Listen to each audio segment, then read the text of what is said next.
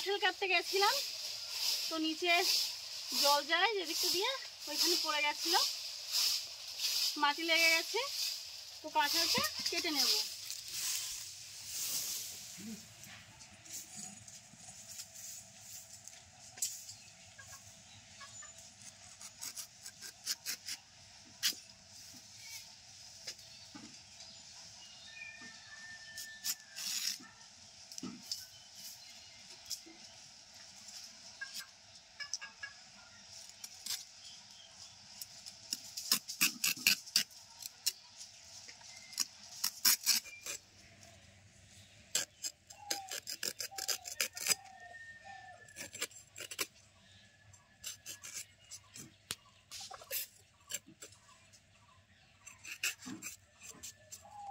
ওপরে সবুজ অংশটা ভালো করে ফেলে নিয়েছি।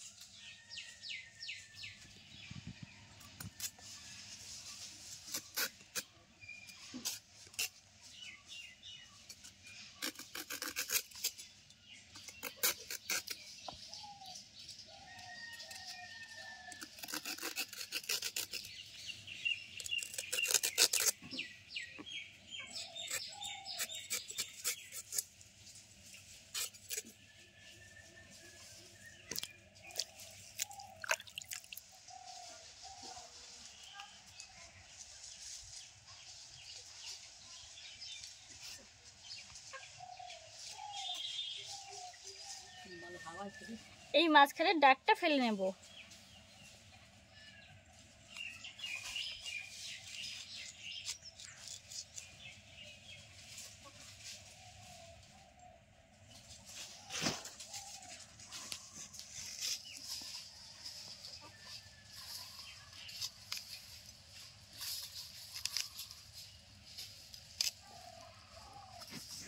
এরকম ভাবে কেটে নেব।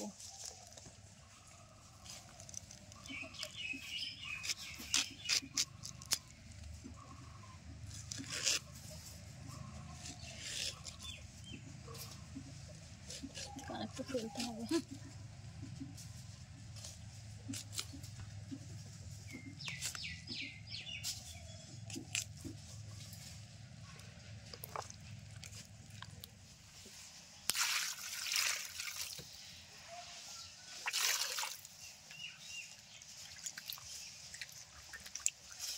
এখন সেদ্ধ বসিয়ে দেবো।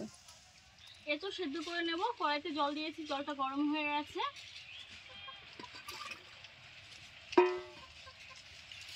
ঢাকা দিয়ে 10 মিনিট সেদ্ধ করে নেব। সেদ্ধ বসিয়ে দিয়েছি, আর এখানে দুটো আলু নিয়েছি। আলু দুটো একটু পরে দেবো, কারণ এঁচোড়ের সঙ্গে দিলে একদম গলে যেত।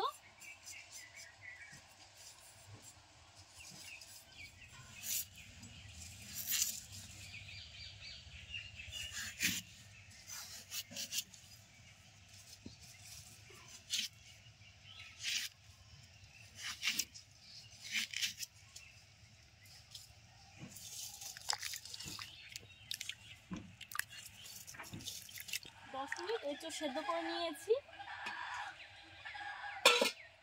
এখন দিয়ে দিচ্ছি আলু।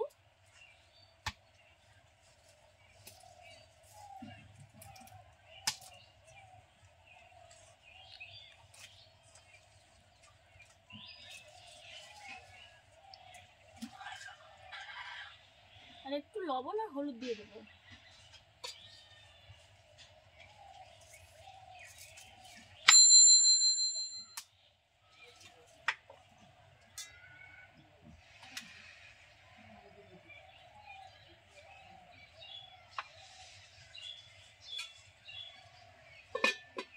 ঢাকা দিয়ে আলু 5 মিনিট মতো জাল করে নেব। দেখতে দেখতে 5 মিনিট হয়ে গেল। 5 মিনিট আলুর সঙ্গে এঁচোড়টা ভালো করে সেদ্ধ করে নিয়েছি। এখন নামিয়ে নিচ্ছি। জল ঝরিয়ে ঝরিয়ে তুলে নেব।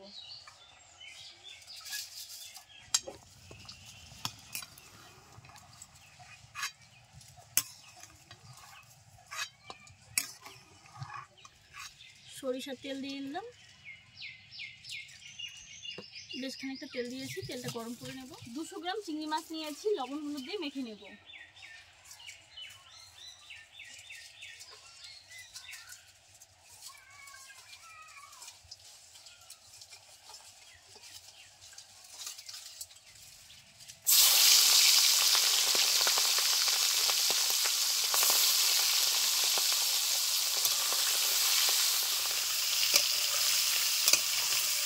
মাছগুলোকে খুব ভালো করে ভেজে নেব।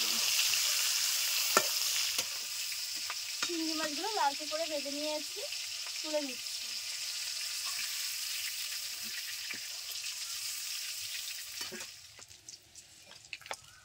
ফোড়নে দিচ্ছি গোটা সাদা জিরে,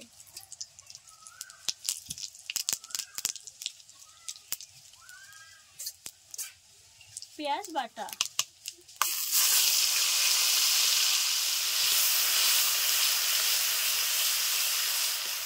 আদা রসুন বাটা,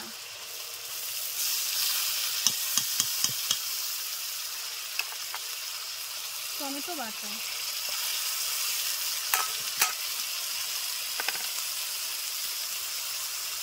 জিরে, ধনিয়া, শুকনো লঙ্কা গুঁড়ো, কাশ্মীরি লাল লঙ্কার গুঁড়ো,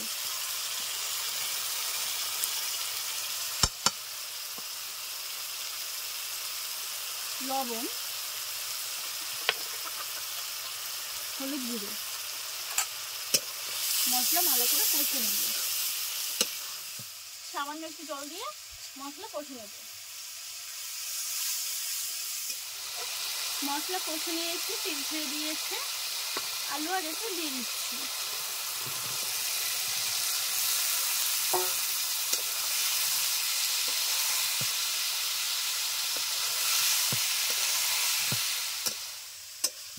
মশলার সঙ্গে ভালো করে কষে নিয়েছি প্রায় 5-7 মিনিট মতো।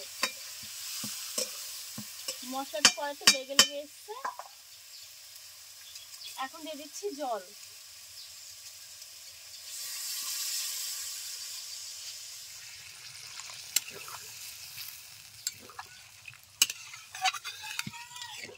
ভালো করে জাল করে ঝোলটা ফুটিয়ে নিই। জাল করার পর টকবক করে ঝোল ফুটছে, ভেজে রাখা এই চিংড়ি মাছগুলো ঝোলের উপরে দিয়ে আরো 10 মিনিট মতো জাল করে নেব।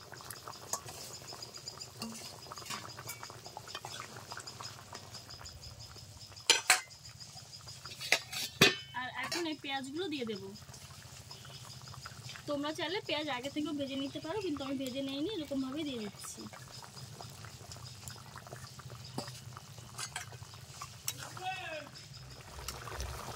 আরো 10 মিনিট রান্না করে নেওয়ার পর রান্নাটা পুরোপুরি হয়ে গেছে। এখন গরম মশলা ছড়িয়ে দিচ্ছি অল্প পরিমাণে, একটা পাত্রে নামিয়ে নিচ্ছি।